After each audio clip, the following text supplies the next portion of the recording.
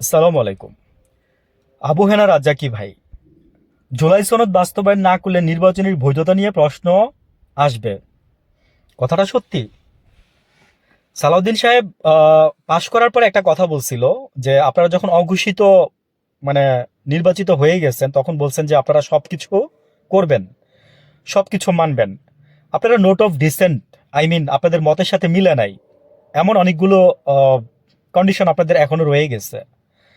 সংবিধানে আমি শুনছি যে এই যে আম, জুলাই সনদের যে আপনার কন্ডিশনগুলো আছে এর মধ্যে হচ্ছে চৌরাশিটা চৌরাশিটা কন্ডিশন আপনার নতুন করে দেওয়া হয়েছে।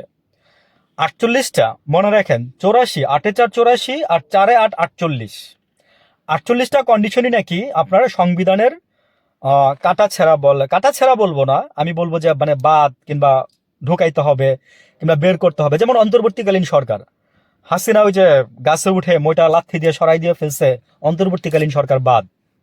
এবং ওই যে যারা জুতার মালা পরাইছিল ওই সেই তো এটারে মানে কোর্ট থেকে রায় দিয়ে বাদ করে দিয়ে দিচ্ছিল।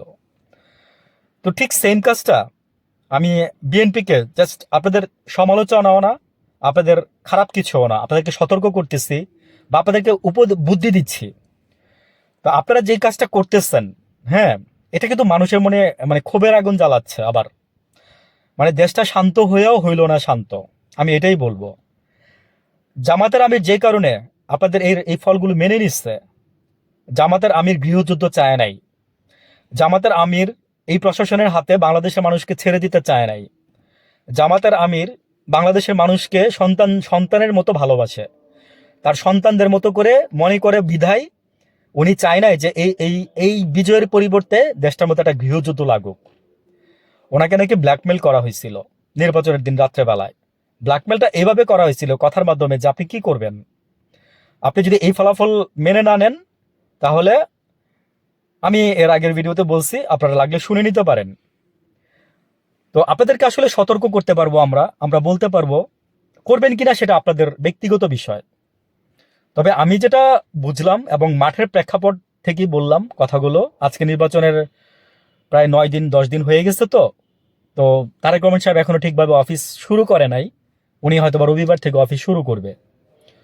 উনি বিভিন্ন জায়গায় গেছে, তার মায়ের কবর জিয়ারত করতে গেছে, বাবার কবর জিয়ারত করতে গেছে, শহীদ মিনারে গেছে। এটা আগে, আজকে না। আজকে তো ভাষা দিবস, আজকেও গেছে।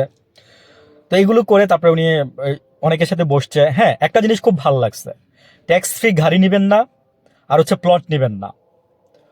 মানে এই জিনিসটা আমার খুবই ভালো লাগছে। ভালো থাকবেন সবাই, আসসালামু আলাইকুম।